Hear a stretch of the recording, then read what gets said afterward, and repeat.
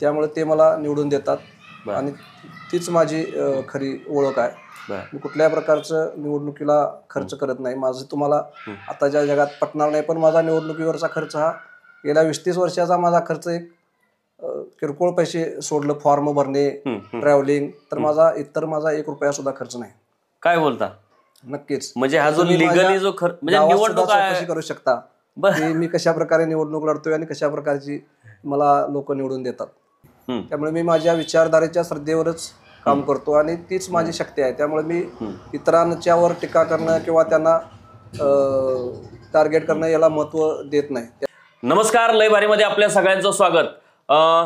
मी एका सरपंचांकडे आलेलो आहे आणि ते तब्बल 6 वेळा ग्रामपंचायतीमध्ये निवडून आलेले आहेत. काही काळ सदस्य होते, काही काळ उपसरपंच होते आणि काही काळ ते सरपंच आहेत. आणि त्यांची काही विशेष बाब आहे, त्यांचं काही वैशिष्ट्य आहेत आणि हे वैशिष्ट्य महाराष्ट्रातील सगळ्या सरपंचांनी जाणून घेतलं पाहिजे, सगळ्या राजकीय पुढाऱ्यांनी जाणून घेतलं पाहिजे. प्रशासनातील IAS ऑफिसर असतील, राजपत्रित अधिकारी असतील किंवा अगदी शिपाई असेल, त्यांनाही ही व्यक्ती माहीत झाली पाहिजे. आणि म्हणजे हे केवळ राजकारणी आणि शासनालाच नाही, तर सामान्य व्यक्ती त्यांना सुद्धा हा माणूस माहीत झाला पाहिजे, त्यांची खासियत माहीत झाली पाहिजे. म्हणून मी त्यांची खास मुलाखत घेणार आहे. तर माझ्यासोबत आहेत विजय गुरव, आदमापूर, म्हणजे जे संत बाळूमामा यांचं जे समाधीस्थळ आहे त्या गावचे ते सरपंच आहेत. तर गुरव साहेब, तुमचं लय भारीमध्ये स्वागत. नमस्कार. तर सर, आता मला सांगा की तुम्ही 6 टर्म ग्रामपंचायतीमध्ये आहात. होय. मोठं गाव आहे, 3000 लोकसंख्या असलेलं. तर आणि आता तर तुम्ही सरपंच आहात.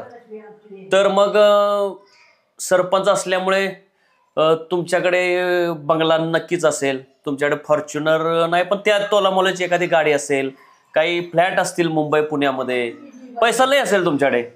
तर हे जरा तुम्ही कशी संपत्ती कमवली त्या जरा संपत्तीविषयी मला सांगा. नाही, माफ करा, तुम्ही जे काय बोलताय त्यापैकी कोणतीही गोष्ट माझ्याकडे नाही.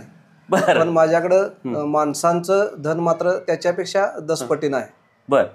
त्यामुळे ह्या गोष्टींना मी कधी फारसं महत्त्व दिलेलं नाही. इथलं जे गावाचं वैशिष्ट्य आहे आणि जे मुख्य आदस्थान आहे बाळूमा, त्यांच्या विचारधारेप्रमाणे मी गेली 30 वर्षे काम करतो आलेलं आहे. आणि स्वतः कष्ट करणं आणि त्यांच्या इशाऱ्याप्रमाणे न्यायानं आणि नीतीनं वागणं, कोणत्याही प्रकारच्या पैशांच्या किंवा 2 नंबरच्या पाठीमागं न लागता जे काय खडतर आयुष्य आले ते जगत राहणं, आणि तेच मी केलेलं आहे. त्यामुळे अशा प्रकारची कोणतीही स्टेट किंवा गाडी सुद्धा माझ्याकडे 4 चाकी नाही. मी स्वतःच्या मोटरसायकलनं रोजचा माझा दिनक्रम करतो. मी माझ्या कुटुंबाच्या चरित्रार्थी नोकरी पण करतो आणि माझा स्वतःचा एक छोटासा उद्योग पण आता गेली 4-5-6 वर्षापासून चालू केलेला आहे. त्यावर माझे मी गुजर करत असतो. माझं कुटुंब त्यावर चालतं. आणि जे राजकीय किंवा सामाजिक काम आहे ते माझ्यावर प्रेम करणाऱ्या जीवाभावांच्या, सहकार्यांच्यावर आणि भक्तांच्या देणगीवर चालतं, जे मला प्रत्येक वेळी माझ्या कार्यक्रमाला, उपक्रमाला भरभरून मदत करतात. तीच माझी खरी दौलत आहे. पण साहेब, आता तुम्ही 6 वेळा निवडून आला आहात, तर मग ते ग्रामपंचायतीच्या अंतर्गत किंवा शासनाचे अनेक कामं होत असतात. रस्ते आहे, कुठल्या सरकारी इमारती असतील, पाण्याचे प्रश्न आहेत, अशा असंख्य कामं येत असतात. आणि मग जे सरपंच आहेत किंवा ग्रामपंचायत सदस्य असतात ते कामं म्हणजे थोडक्यात की ते कॉन्ट्रॅक्टर बनतात. तर तुम्ही ही तरी कमीत कमी एवढी तरी कामं असली तरी कामं घेत असणार आहे. नाही, मी माझ्या निवडणुकीला सामोरं जातानाच मी माझ्या मतदार आणि ग्रामस्थांना सांगतो की मी निवडून आल्यानंतर कोणत्याही प्रकारचं काम किंवा कंत्राटीकरण भविष्यात करणार नाही आणि मी ते 5 वर्षे पाळतो. त्यामुळेच मला पुढच्या वेळी लोक ते शब्द खरा केला म्हणून मला परत निवडून देतात. त्यामुळे मी कुठल्याही प्रकारचं काम, कुठल्याही प्रकारचा योजना किंवा कुठल्या प्रकारचं ग्रामपंचायतीतील निधीवर मी माझं स्वतःचं आयुष्य जगत नाही किंवा मी अपेक्षा ठेवत नाही. पण मग साहेब किमान आता आमच्याकडे जो आमचा मतदारसंघ आहे म्हणजे मी ज्या गावातला आहे, मी आहे मुंबईचा पत्रकार, पण जे माझं गाव आहे तर आमच्यात गावोगावी सगळ्याच गावात नाही पण बऱ्यापैकी गावात वाळूचे धंदे करणारी लोक आहेत, कंत्राट घेतात सरकारी कामांचे. आमच्या ग्रामविकास मंत्र्यांचंच जयकुमार गोरेंचाच तो मतदारसंघ आहे. तर तिथं हे असे वाळू व्यवसाय वगैरे करणारे लोक आहेत, त्यांना आपण वाळू माफिया म्हणतो. तर समजा तुम्ही वाळू माफिया हा वाईट धंदा आहे, पण किमान डंपर बिंपर असलं तरी ते तरी चालवायचं एवढं तरी केलं असेल. नाही नाही, अशा प्रकारची कुठलीही गोष्ट मी माझ्या आयुष्यात कधी कल्पिली पण नाही आणि करायचा तर दूरचा भाग आहे. मी येथील गावाच्या विकासासाठी किंवा येथील तरुणांच्या उज्ज्वल भविष्यासाठी किंवा येथील गावातील महिला भागातील रोजगार वाढावा, बाळूमाची महती वाढावी यासाठी मी माझं आयुष्य मला जितका वेळ मिळेल ते मी व्यतीत करत असतो. आणि माझ्या खाजगी आयुष्यासाठी मी माझी स्वतःची एक उजराण व्हावी अशा प्रकारची यंत्रणा उभा करायचा माझा मानस आहे. बर. पण आता मला सांगा की तुम्ही निवडून येता, तर निवडून येताना आता आमच्या भागात 1000 रुपये, 1500 रुपये, 2000 रुपये असा दर दिला जातो एका मताला. तुमच्याकडे किती दर आहे? नाही, अशा प्रकारचा कुठलाही दर किंवा पैसे देऊन आम्ही निवडणूक मुळात लढवत नाही. ग्रामपंचायत निवडणूक म्हटले की तुम्ही म्हणता ते सगळं करावं लागतं, पक्ष पार्टी म्हणून त्या गोष्टी होत राहतात. पण व्यक्तिशः मी माझ्या स्वतःच्या निवडून येण्यासाठी किंवा माझ्या घरातील कुटुंबातील सदस्याला मतदान करा म्हणून इथल्या कुठल्याही नागरिकाला मी कुठल्याही प्रकारचं आमिष पैशाचं असू दे किंवा कुठलंही देत नाही. मात्र मी त्यांच्या प्रत्येक अडीअडचणीला, संकटाला आणि 24 तास त्यांच्या हाळीला उपलब्ध असतो. त्यामुळे ते मला निवडून देतात आणि तीच माझी खरी ओळख आहे. मी कुठल्याही प्रकारचं निवडणुकीला खर्च करत नाही. माझं तुम्हाला आताच्या जगात पटणार नाही, पण माझा निवडणुकीवरचा खर्च हा गेल्या 20-30 वर्षाचा माझा खर्च एक किरकोळ पैसे सोडलं, फॉर्म भरणे, ट्रॅव्हलिंग, तर माझा इतर माझा 1 रुपया सुद्धा खर्च नाही. काय बोलता?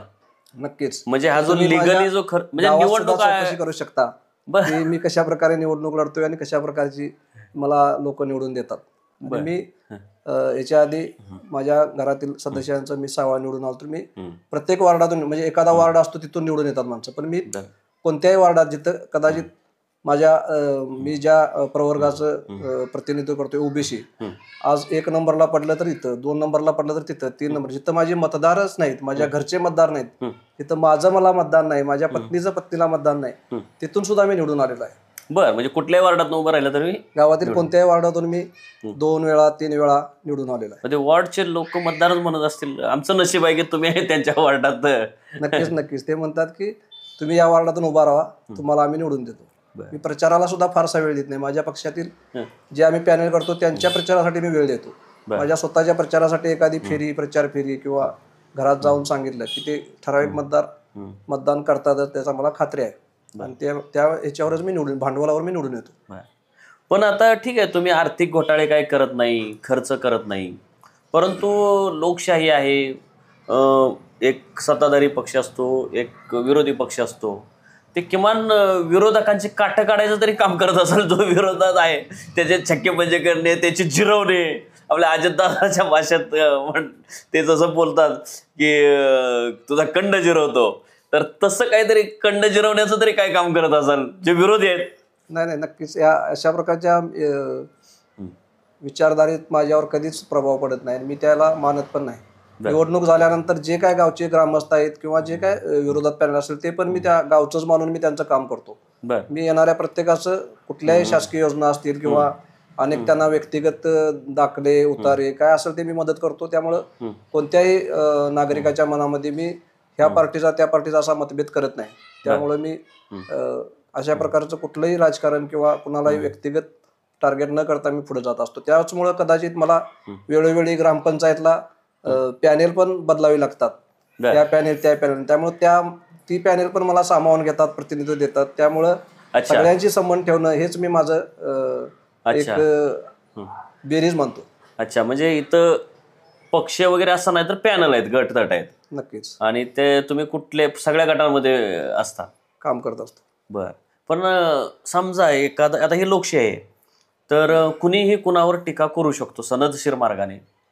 तर तुमच्यावर टीका केली तर तुम्ही उलटी टीका करता का त्यांच्यावर, किंवा त्याला हात धुवून मागा वगैरे लागता का, तू एवढं बघतोच मला असं बोलतोय? नाही, बाळूमाची आमची महतीच अशी आहे की त्याचं ब्रीदवाक्यच मी माझ्या आयुष्यात जपलेलं आहे की श्रद्धा ही शक्ती. त्यामुळे मी माझ्या विचारधारेच्या श्रद्धेवरच काम करतो आणि तीच माझी शक्ती आहे. त्यामुळे मी इतरांच्यावर टीका करणं किंवा त्यांना टार्गेट करणं याला महत्त्व देत नाही. त्यापेक्षा मी माझ्या कामावर आणि समाजकारणावर, माझी बाळूमा फाउंडेशन म्हणून जी संस्था आहे त्यामार्फत अनेकांना चांगल्या सुविधा देणं, बाळूमांच्या सण उत्सवानिमित्त ते एक एक उपक्रम आम्ही राबवतो.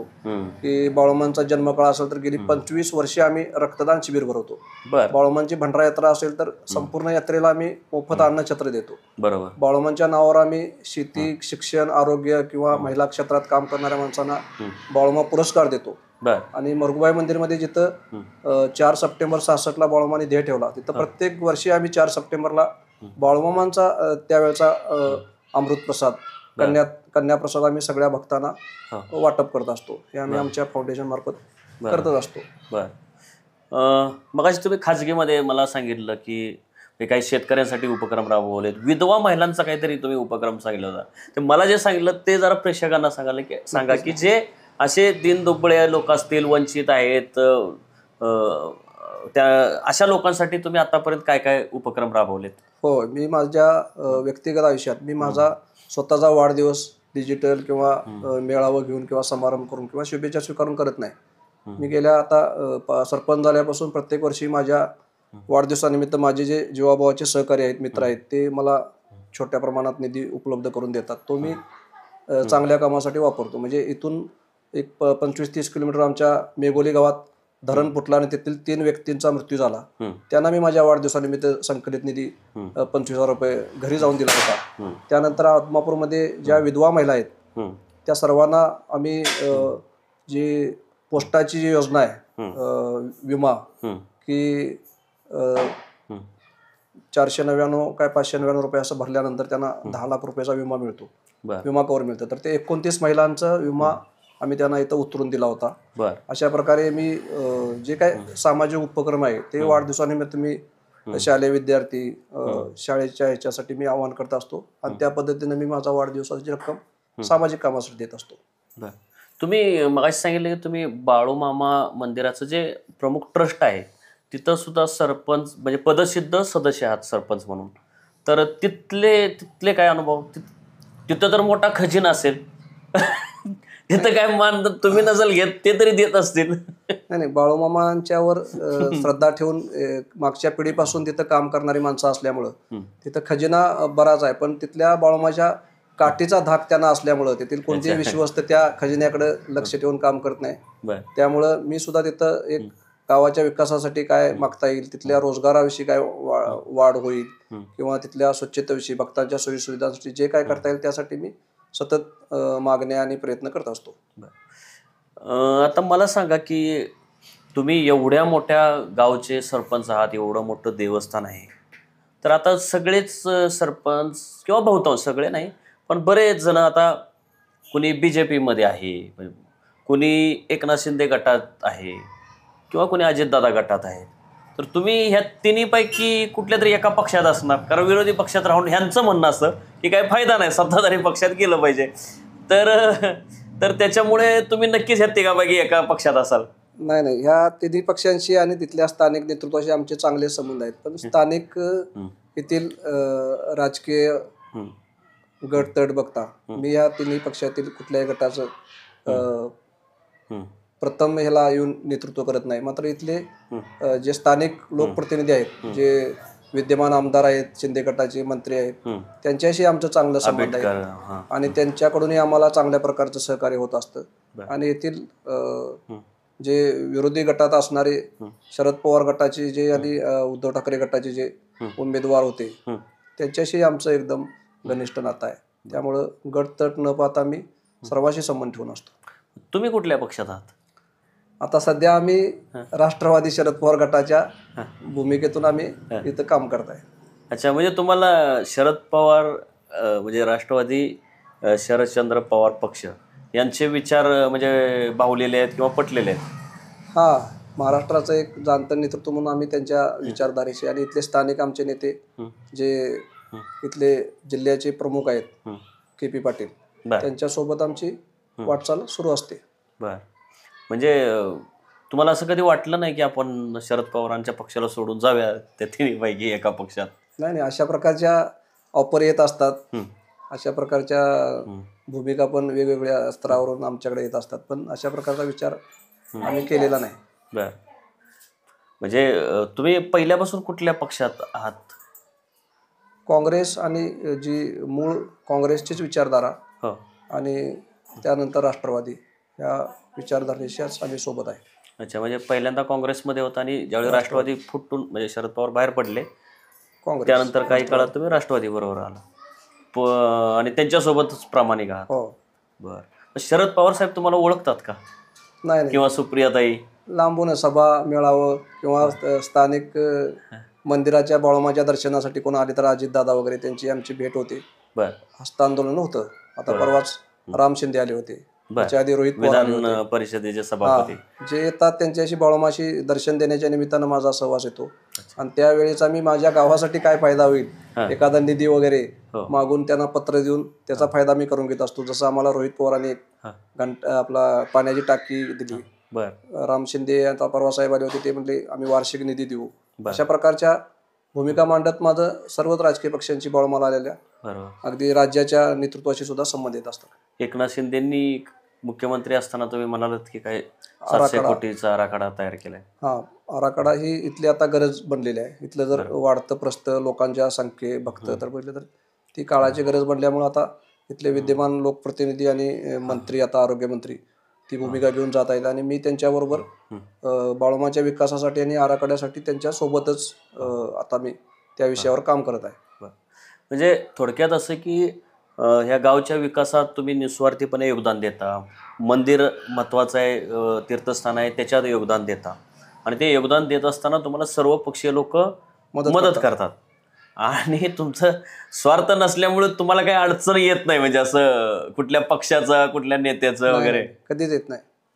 अच्छा, पवार साहेबांना दुरून म्हणजे कुठून ऐकून तरी माहित आहेत का की आपला सरपंच इतका एक निस्वार्थी सरपंच आहे की जो 1 रुपया खर्च न करताही निवडून येतो, तर असं कुणी त्यांना सांगितलंय का किंवा माहित तरी आहेत का? बाळोमांचं गाव म्हणून आणि बाळोमाच्या गावचे सरपंच म्हणून त्यांच्यापर्यंत माझी ओळख असेल इतकीच.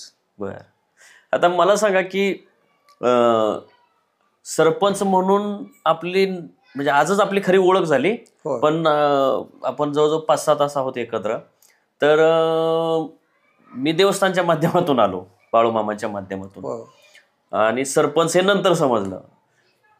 तर तिथंच तुमचे म्हणजे मला विचार प्रभावी वाटले की बाळूमामांच्या देवस्थानाच्या माध्यमातून तुम्ही बाळूमामा संत कसे होते आणि ते अंधश्रद्धा विरोधी कसे होते असे विचार सांगितले आणि नंतर सरपंच माहीत झाला. म्हणून म्हणजे अगोदर त्या विचाराने प्रभावित झालो मी तुमचे विचार ऐकून, नंतर सरपंच म्हणून मी प्रभावित झालो. तर मला वाटतं असे लोक तुमच्याकडे येणारे ज्यांच्याशी तुम्ही बोलत असाल ते सगळेच असेच प्रभावित होत असतील तुमच्यावर. नक्कीच. माझं व्यक्तिमत्व हेच माझं भांडवल असल्यामुळं एकदा जोडलेला माणूस माझ्यावर आयुष्यभर कायमपणे सोबत राहतो. बाळूमांच्या, बकऱ्यांच्या आणि वेगवेगळ्या विषयांच्या माध्यमातून महाराष्ट्रभर फिरताना जी लोक आता प्रत्येक जिल्ह्यात प्रत्येक तालुक्यात मला ओळखणारे आहेत मी त्यांना व्यक्तीच्या ओळखतो. हीच माझी खरी म्हणजे शक्ती आहे. आता हे सगळ्या गोष्टी झाल्या म्हणजे तुम्ही प्रामाणिक आहात वगैरे, म्हणजे आपलं त्या राष्ट्रवादीतले छोटे RR पाटील तुम्हाला म्हणता येईल, पण RR पाटील सुद्धा जिल्हा परिषदेचे सदस्य झाले, नंतर मोठे मंत्री झाले. तर तुम्हाला असं कधी वाटलं नाही का किमान पंचायत समितीचे तरी सदस्य व्हावं, जिल्हा परिषदेचं तरी सदस्य व्हावं, किंवा तुम्हाला नसेल वाटलं पण तुमच्या पक्षातल्या जिल्हा लेवलच्या किंवा अन्य तुमचे कोणी तुमच्यावर प्रभावित झालेले लोक असतील ते तरी म्हणले असतील की तुम्ही किमान जिल्हा परिषदेत या, पंचायत समितीत या?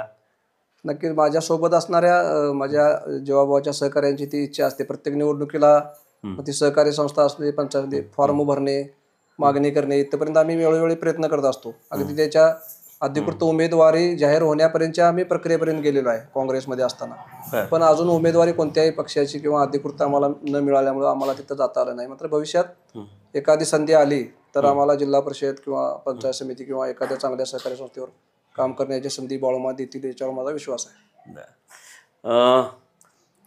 आमचा हा व्हिडिओ जयंत पाटील साहेब, सुप्रियाताई, शरद पवार साहेब यांच्यापर्यंत पोहोचेल अशी मी आशा करतो. आणि इतक्या निस्वार्थी म्हणजे मी माझ्या 25 वर्षाच्या पत्रकारितेमध्ये असे सरपंच हार्डली 4-5 पाहिले असतील. म्हणजे मला आठवतही नाहीत, मला फार विचार केल्यानंतर ते आणखीन 2-4 सापडतील. आमच्या गावचे एक सरपंच आहेत चांगदेव सूर्यवंशी, तेही असेच आहेत. परंतु आमचा नेता बरोबर नसल्यामुळे त्यांना फार उणीव आहेत. परंतु मला यांची मुलाखत घेत असताना आमच्या सरपंचांची आठवण झाली. BJPचे आहेत ते, पण चांगला माणूस आहे. तसेच हे सुद्धा सरपंच आहेत विजय गुरव साहेब, माझी सुप्रियाताई, त्याच्यानंतर जयंत पाटील साहेब आणि शरद पवार साहेब यांना विनंती आहे की तुम्ही नेहमी म्हणत असता की राजकारणात चांगली माणसं पाहिजेत, RR पाटलांसारखी चांगली माणसं पाहिजेत. तर अशा माणसांना जर थोडीशी वरची संधी दिली तर जसं त्यांनी गावाचं कल्याण केलंय, म्हणजे सरपंच म्हणून सुद्धा त्यांनी कल्याण केलंय आणि सरपंच पदसिद्ध सदस्य ट्रस्टचे या माध्यमातून सुद्धा ते फार चांगलं काम करतायत. म्हणजे आपण बघतोय की भाजपची मंडळी देवालयांच्या माध्यमातून अंधश्रद्धा पसरवतात आणि हे सरपंच साहेब अंधश्रद्धा निर्मूलनाचं काम करतायत आणि अंधश्रद्धेच्या विरोधात बाळूमामा कसे होते हे सांगतायत. तर अशी मंडळी पुढे गेले पाहिजेत. सुप्रियाताईंना किंवा जयंत पाटील साहेबांना, शरद पवार साहेबांना कोणी यांच्याबद्दल सांगितलं नसेल, हे स्वतःही कधी तसे चमकोवरतीचे नाहीत. तर मला वाटतं हा व्हिडिओ बघितला तर त्यांनी नक्की बाळूमामाच्या दर्शनाला यावं. बाळूमामा माहीतच असतील त्यांना आणि बाळूमामांचंही महात्म्य माहीत करून घ्यावं आणि सरपंच साहेबांची दखल घ्यावी अशी मी विनंती करेन. त्यांना खरं तर पवारसाहेब फार मोठे व्यक्तिमत्व आहेत, त्यांना पण सल्ला देण्यात आपली तेवढी कुवत नाही. परंतु साहेबांना माहीत झालं तर ते नक्की दखल घेतात. कदाचित त्यांना माहीत नसेल, तुमचा स्वभाव असा स्वतःला दूर ठेवण्यासारखा असल्यामुळे तुम्ही त्यांच्यावर पोचवू शकलेलं नाही. परंतु मला वाटतं त्यांनी जरूर एकदा त्यांच्याच कार्यकर्त्यांकडून किंवा त्यांच्याच पदाधिकाऱ्यांकडून यांच्याविषयीची माहिती घ्यावी आणि यांना काहीतरी चांगली जबाबदारी द्यावी. असे निस्वार्थी लोकांच्या माध्यमातून चांगलं काम होऊ शकतं RR पाटलांसारखं, अशी मी आशा व्यक्त करतो. आणि साहेब तुम्ही 3 व्हिडिओ बनवण्याची मला संधी दिली. मी प्रेक्षकांना विनंती करतो की यापूर्वीचे जे 2 व्हिडिओ आहेत त्यातला एक की बाळूमामांविषयीचा व्हिडिओ आहे, लोक कशी अंधश्रद्धा पसरवतात बाळूमामांचं नाव घेऊन, आणि ते जे बंधुबाबा आहेत त्यांना जोडणारा व्हिडिओ आम्ही एक तयार केलेला आहे. दुसरा व्हिडिओ की गावामध्ये बाळूमामा ट्रस्ट असेल किंवा ग्रामपंचायत असेल या माध्यमातून साहेबांनी केलेली कामं यावर एक आम्ही दुसरा व्हिडिओ बनवलेला आहे. आणि हा तिसरा व्हिडिओ की सरपंच कसा असावा, आदर्श सरपंच कसा असावा हा सांगणारा व्हिडिओ आम्ही हा बनवत आहे. आता हा व्हिडिओ संपवत असताना मला आणि एक सुचलं मगाशी आपण, त्यामुळे मी परत अजून एक प्रश्न वाढवतो. तुम्ही बोलला की साहेब ह्या देवालयाच्या माध्यमातून वगैरे तुम्हाला पाणी फाउंडेशन म्हणा किंवा हे जलसंधारणाची कामं असतील, कोणी भुके असेल, कोणी काय असेल, तर ते एक राबवण्याची तुमच्या डोक्यात विचार आहे, तर ते जरा सांगा. आता मी सांगितलं की आमचं सद्गुरू बाळूमामा विकास फाउंडेशन नावाची एक सामाजिक संस्था आहे जी रजिस्टर आहे, नोंदणीकृत आहे. त्या माध्यमातून आम्ही रक्तदान, आरोग्य उपक्रम घेत असतो. पण आता मी सगळीकडे फिरत असताना वेगवेगळ्या उंचीवरची कामं जी सिंधुताई संकपाळ, गाडगेबाबांच्या विचारानं किंवा अशा अनेक व्यक्तींनी मोठमोठी कामं उभारलेली आपण महाराष्ट्रात बघतो. आणि अशा प्रकारचं चिरंतन एखादं काम उभं राहावं, जसं आता नाम फाउंडेशन करत आहे तशा प्रकारची एखादी भूमिका आम्ही फाउंडेशन मार्फत घेऊन की जी मुलं मुख्य प्रवाहात येत नाहीत शिक्षणाच्या, त्यांना शोधून त्यांना मुख्य प्रवाहात आणून त्यांना शिक्षण देणं. आणि जी माणसं आपण जर जागतिक बँकेकडून जर बघितला भूक बळी आणि यांची जर संख्या तर ती एक शोकांतिक आहे. तर त्यामध्ये आपल्या फाउंडेशन मार्फत फूड बँक चालू करून जिथं एखाद्या दिवसाचं एक वेळचं सुद्धा लोकांना अन्न मिळत नाही तर ते फूड बँकेमार्फत त्यांना पोचवावं. आणि जी लोक दानशूर आहेत, ज्यांच्याकडे देण्यासारखं भरपूर आहे, त्यांच्याकडून काही आपण देणगी स्वरूपात अशा लोकांसाठी एक माध्यम म्हणून काम करावं. त्याचबरोबर बाळोमाच्या भक्तांसाठी जर आता बघितलं तर वाढत्या संख्येला इथं वेगवेगळ्या प्रकारच्या सोयीसुविधा उपलब्ध होणं गरजेचं आहे. मोठमोठे हॉटेल उभा राहत आहेत, पण ते येणाऱ्या सामान्य भक्ताला परवडण्यासारखं नाही. तर एखादा भविष्यात एखादा भक्तनिवास, एखादी अन्नछत्र संस्था चालू करून त्या माध्यमातून फाउंडेशनच्या माध्यमातून सामान्य माणसासाठी जे काम चिरंतन राहील हे काम करण्याचा माझा मानस आहे आणि ते बाळोमा नक्की त्याला ताकद देतील. याच्या आधी पण मला बाळोमाच्या काम करत असताना अनेक प्रकारचे प्रलोभनं, अनेक प्रकारच्या म्हणजे आर्थिक रकमा तुम्ही घ्या आणि आमची काहीतरी ही कामं करा किंवा हे माझ्यावर करू नका, अशा प्रकारच्या पण याच्या आधी कोट्यावधी रुपयाच्या माझ्या ऑफर आल्या. जे आता बाळोमाच्या नावावर देवळं चालतात, बंदुगिरी चालते, त्यांच्यावर कारवाई करताना.